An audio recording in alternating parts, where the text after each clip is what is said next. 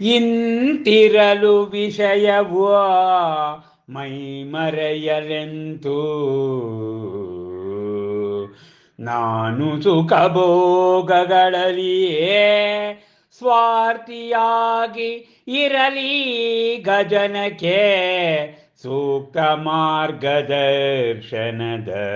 ಅವಶ್ಯಕತೆಯೂ ಬಹುವಾಗಿ ಅದಕ್ಕಾಗಿ ಬೇಕಿಹದೋ ದಿಟದಿ ಧರ್ಮತೀರ್ಥ ಪ್ರವರ್ತನೆಯೋ ಅಗತ್ಯವೂ ಲೋಕ ಕಲ್ಯಾಣಕ್ಕಾಗಿ ಅಂತೆ ನಾನು ಶೋಧಿಸಿ ಆ ಪರಮ ಸತ್ಯದ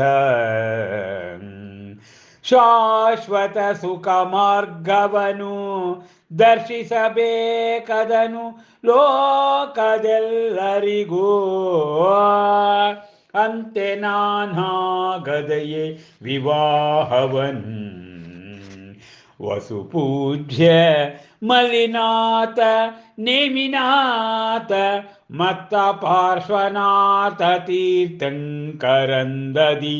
ಮುನ್ನಡೆಯಬೇಕಿಹುದು ಅನಂತ ಸುಖ ಮಾರ್ಗದ ಶೋಧನೆಯಲಿ ಶೀಘ್ರದಲ್ಲಿಯೇ ಇರಲಿ ಮಾನವನ ಆಯುಷ್ಯವು ತೆಳು ಇಬ್ಬನಿಯ ಹಂಗದಿ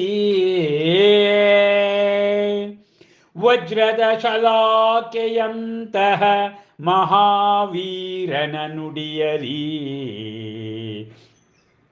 ಸತ್ಯದ ಪ್ರಖರತೆ ಇತ್ತು ಹೊಳೆಯುತ್ತಲೇ ಅಂತಾದರೆ ಮಗನೇ ಹೇಳು ಗಗನ ಸುಮವೇನು ಎನ್ನಾಸೆಯೂ ಇರದೆ ನಮಗೆ ಆ ಮೊಮ್ಮಗನನು ಪಡೆವ ಭಾಗ್ಯವೂ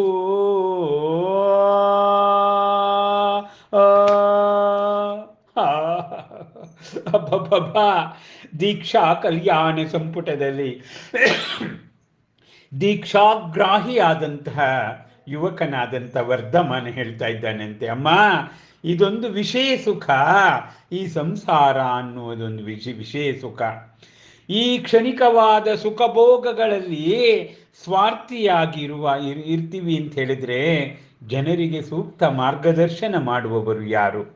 ಈಗ 108 ಗುಣಗಳಲ್ಲಿರುವ ಮುನಿಗಳಿದ್ದಾರೆ ಅಂದರೆ ಅವರನ್ನು ನೋಡಿ ನಮಗೂ ಕೂಡ ವಿರಾಗ ಉತ್ಪನ್ನವಾಗಬೇಕು. ತೀರ್ಥಂಕರರು 1 ರಿಂದ 23 ಜನ ತೀರ್ಥಂಕರು, ಋಷಭಾದಿ ಪಾರ್ಶ್ವನಾಥ ತೀರ್ಥಂಕರರವರ ವಾಣಿ ಏನಿದೆ ಅದನ್ನು ಈ ಸಂಸಾರ ಎನ್ನುವ ನಶ್ವರದ ಬಗ್ಗೆ ನಾವು ತಿಳ್ಕೊಳ್ಬೇಕಮ್ಮ. ಧರ್ಮತೀರ್ಥ ಪ್ರವರ್ತನೆ, ಧರ್ಮತೀರ್ಥ ಇದು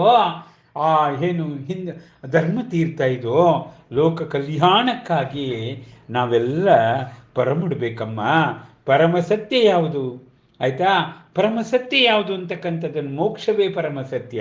ಆತ್ಮನಲ್ಲಿ ಲೀನವಾಗ್ತಕ್ಕಂಥದ್ದೇ ಪರಮಸತ್ಯ ಅಮ್ಮ. ಈ ವಿವಾಹ ಅಲ್ಲ. ಈ ವಿವಾಹ ಅನ್ನೋದು ಒಂದು ಕ್ಷಣಿಕ ನಾಟಕ ಅದು ಅಷ್ಟೇನೆ ಅನ್ನೋದನ್ನು ಹೇಳ್ತಾ, ಅಮ್ಮ ನನಗೆಲ್ಲರೂ ಮಾರ್ಗದರ್ಶಿ ವಾಸುಪೂಜ್ಯ ತೀರ್ಥಂಕರರು, ಮಲ್ಲಿನಾಥ, ನೇಮಿನಾಥ ಮತ್ತು ಪಾರ್ಶ್ವತೀರ್ಥಂಕರರು ಅವರೆಲ್ಲರೂ ಕೂಡ ಆ ಜನ್ಮ ಬ್ರಹ್ಮಚಾರಿಯಾಗಿ ಮೋಕ್ಷವನ್ನು ಪಡೆದಿದ್ದಾರೆ. ಅವರ ಹಾದಿಯಲ್ಲಿ ನಾನು ಕೂಡ ಮುನ್ನಡೀತೇನಮ್ಮ. ಅನಂತ ಸುಖ ಮಾರ್ಗ ಅಂದರೆ ಮೋಕ್ಷ ಮಾರ್ಗದ ಶೋಧನೆಯನ್ನು ನಾನು ಮಾಡ್ತೀನಮ್ಮ. ಅಮ್ಮ ಋಷಭ ತೀರ್ಥಂಕರರ ಕಾಲದಲ್ಲಿ ಆಯಸ್ಸು ಒಬ್ಬ ಮನುಷ್ಯನಿಗೆ ಎಷ್ಟಿತ್ತು ಅಮ್ಮ? ತೀರ್ಥಂಕರರಿಗೆ ಎಷ್ಟಿತ್ತು ಅಮ್ಮ? ಈಗ ಎಷ್ಟಾಗೋಗಿದೆಯಮ್ಮ? ಈಗ 100 ಈಗ ಬಹಳ ಆಯುಷ್ಯ ಬಹಳ ಕಡಿಮೆ.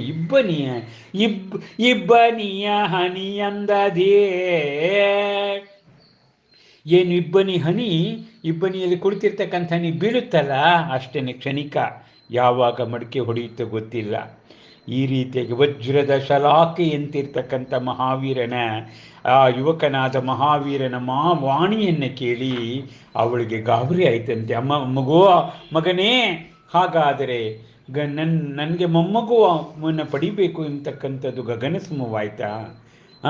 ನಮಗೆ ಮೊಮ್ಮಗನನ್ನು ಪಡಿತಕ್ಕಂಥ ಭಾಗ್ಯ ಇಲ್ವ ನಮಗೆ ಎಂಬುದಾಗಿ ಪ್ರಿಯಕಾರಿಣಿ ಆ ಭಾಗಶಃ ಮೂಲತಃ ಅವಳ ಮನದಾಳದೆಯ ಸ್ತ್ರೀಯತ್ವದ ದ್ಯೋತಕವಾದ ವಾಂಛೆಯನ್ನು ಪ್ರದರ್ಶನ ಮಾಡ್ತಾಳೆ. ಅಬ್ಬಬ್ಬ, ಪ್ರಸ್ತುತ ಶ್ರೀ ದೀಕ್ಷಾ ಕಲ್ಯಾಣ ಸಂಪುಟದಲ್ಲಿ ಮಹಾವೀರ ಮಹಾದರ್ಶನದಲ್ಲಿ ತ್ರಿಶಲಾದೇವಿಯನ್ನೇ ಆವಾಹನೆ ಮಾಡಿಕೊಂಡು ಡಾಕ್ಟರ್ ಲತಾ ರಾಜಶೇಖರ್ ಅವರು ಕಾವ್ಯವನ್ನು ಬರೆದಿದ್ದರನೋ ಎಂಬಂತೆ ಭಾಸವಾಗ್ತಾ ಇದೆ. ಅಬ್ಬಾ, ಈ ದೀಕ್ಷಾ ಕಲ್ಯಾಣ ಸಂಪುಟದ ಕ್ಲೈಮ್ಯಾಕ್ಸನ್ನು ನಾವು ಪ್ರವೇಶ ಮಾಡ್ತಾ ಇದ್ದೇವೆ. ನಮಸ್ಕಾರ.